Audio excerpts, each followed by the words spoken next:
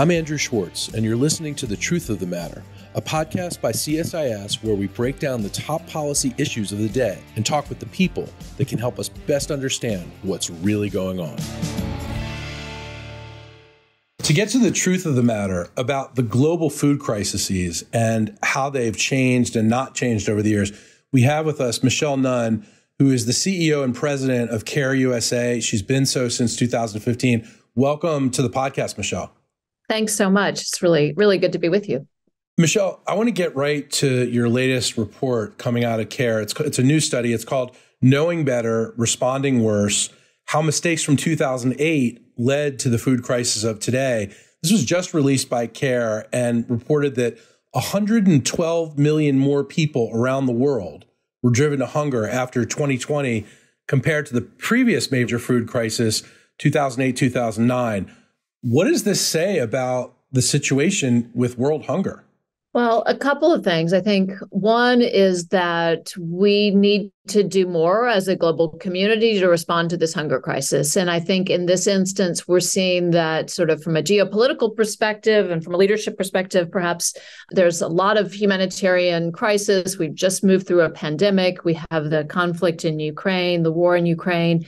I don't think you're seeing the headlines around this really unprecedented hunger crisis around the world. And so we, first of all, need to attend to it. We, second of all, need to make sure that we are making the requisite investments. And that includes both emergency response to stave off hunger and even famine-like conditions in certain countries. And it also means that we need to invest in the infrastructure and the resiliency that will help to ensure that we don't have a similarly significant hunger crisis in the next couple of years. And I think that was the lesson from the report was, one is that we did have a surge of investment and support. We need that now, and we haven't had as much of that. But the second thing, the sort of cautionary lesson around the 2008 hunger crisis was that we did not invest enough in the resiliency and some of the longer term agricultural systems pieces that need to be in place in order to build a system that can withstand shocks and that supports people to move through what we know will be inevitable climate related, and we also can anticipate continued conflict related sort of triggers for hunger. The problems that have come up with this and that this report has raised are pretty startling. I mean, I just want to read one finding. This was that the report found the number of undernourished people decreased by 95 million after the 2008 response, and the number of undernourished people escalated by 60 million people between 2021 and 2022 following the pandemic. And I can only assume it's getting worse with what's going on in Ukraine and Russia pulling out of the Black Sea grain deal. So why is there no resilience, and what can be done now to make sure that these folks who are really suffering get some relief? Well, I think, part of this is the larger trajectory that we're seeing a increase in poverty, and that, we've had a big upward trend in our actually bringing people out of poverty over the decades. And over the last couple of years, we've seen a decline. I would say there's a confluence of events that are happening that are driving up those hunger numbers. And then a lack of response that is not solving the problem. So you have, again, greater and escalating crisis and conflicts in many parts of the world. We're seeing, obviously, the crisis in Ukraine is having a lot of ripple impacts because they are such a big exporter of grain. And so you have escalating crisis, you have escalating climate issues. So we have more droughts, more floods. If you look at the Horn of Africa, unprecedented in our recorded history, 5 consecutive years of drought and the inability of yielding a real meaningful harvests for smallholder farmers there. And then, as I said, you have this post-COVID tail, inflationary forces, and a whole set of things that are driving prices up. All of those things not being responded to by the world at the threshold that's necessary. Even now, in the face of all of these challenges, you have Congress, the House just came out with a budget that had a 30% cut in international development and humanitarian assistance. And so I think we need to do more at a time when more is required of us. And we also need to embrace a long-term strategy along with the direct emergency response. In your view, why has hunger gained less international attention and subsequent funding in recent years, we've seen not a lot of media coverage, for instance, and a lot of times that translates to less funding and less awareness. Why do you think that is? I wish that I both knew and I wish that I had a remedy for it, because I think that it is a dramatic problem of focus. And so, one, I think, dimension of it is that, again, geopolitically, the global leadership and the media is distracted by other crises like Ukraine, where you're simply not seeing the news about what's happening in Sudan, for example, where close to 60% of the population is in need of humanitarian assistance and hunger. Same 80% in Yemen. Not having ongoing sort of coverage of Afghanistan. Some of these are hard to reach places. And so, again, media is not telling that story and it's not breaking through at the broader public constituency level or at the policymaker level. So I think those are part of the issues. I think that both the media and the world, in some sense, responds when there are rapid onset disasters. So, for instance, when you have a hurricane, we see the visual images, the world responds. When you have an issue that is longstanding or that is slow onset, and that is in places like the Horn of Africa or even in Yemen and Afghanistan, then I think you don't have that sort of capture that is important for people to, I think, focus attention. And then lastly, I think we do have to call out that we're just not paying attention to places that are not in the geopolitical center of the universe, like Sudan, but have huge ripple impacts and really regionally could create issues of broader global and national security that we need to be mindful of and that we need to address, again, primarily as for humanitarian reasons, but also because we have economic and national interests as well. Michelle, can you explain how food insecurity and acute hunger crises impact women and girls specifically? Yes. If you take hunger and food insecurity and you think about who is impacted most and first, it is women and girls. And it's not hard to imagine if you take it down to a level that we all could relate to. If you imagine a family that is trying to determine how to feed themselves and they may only have one meal a day or two meals a day, you can imagine that it's the mother that is going to stop eating and that is going to ensure that her kids are fed. You can imagine that when it comes to, for instance, a lack of water, women are often the ones that are literally going to fetch the water. They're the ones that are making the 6-mile journey instead of the 3-mile journey.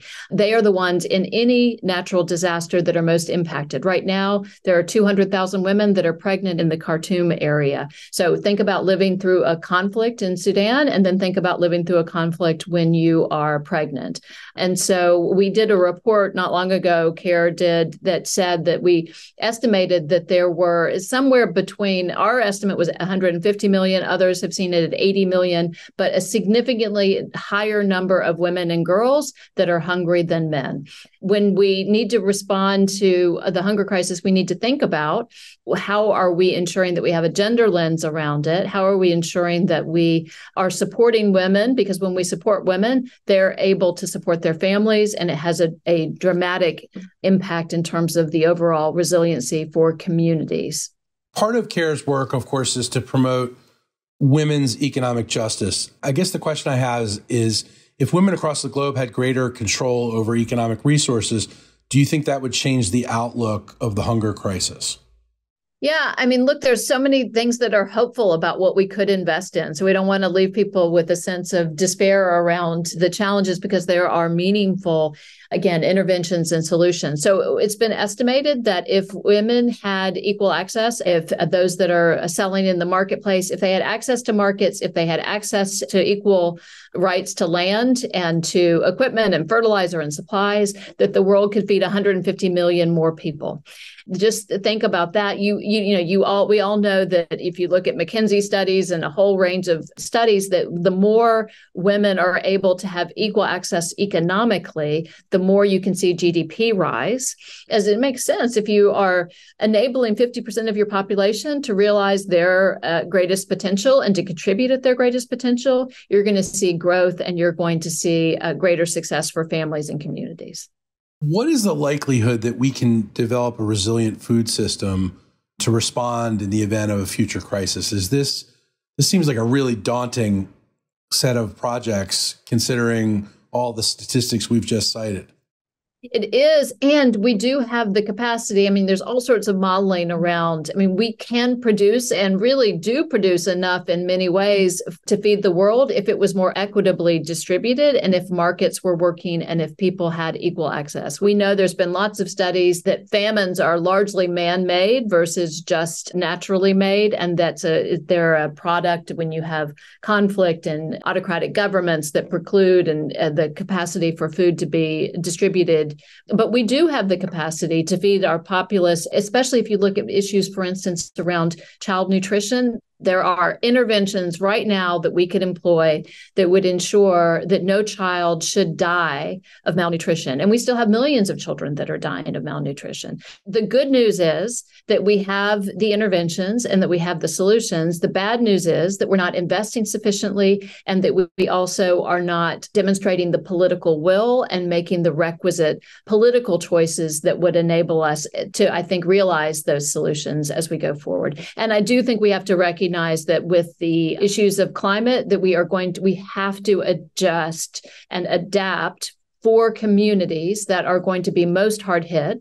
Frankly, most of whom, well, all of whom, if you think about smallholder farmers living in West Africa or in the Horn of Africa, have not contributed to this climate crisis, but that are going to pay the biggest price. And we have to support them to be able to have the resiliency that they need to withstand the droughts, the floods that are ahead. And that's everything from the utilization of, for instance, drought-resistant seeds to the diversification of their incomes, to the investment of women as restorers of nurseries and trees. So there's a whole set of things that we need to do, but we're going to have to act at a greater threshold of investment and also of urgency.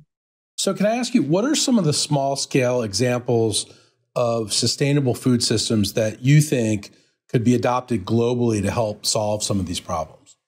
Well, so CARE, for instance, has a program that we started a couple of years ago that's called Farmer Field and Business School. And it is a training and a support set of structures for women smallholder farmers that provides a kind of an extension service around what they need to do from an irrigation perspective within their various different contexts to more effectively have access to water, that helps them know when is the best time to plant, what is the right sort of technology, even in simple terms around spacing. For instance, I went to visit a farm in Kenya recently, and just the spacing of cabbages had increased their yield by 60 to 70% in terms of productivity. And then it's equal access to marketplace. It's support for them to have diversified diets for their families by, for instance, planting gardens.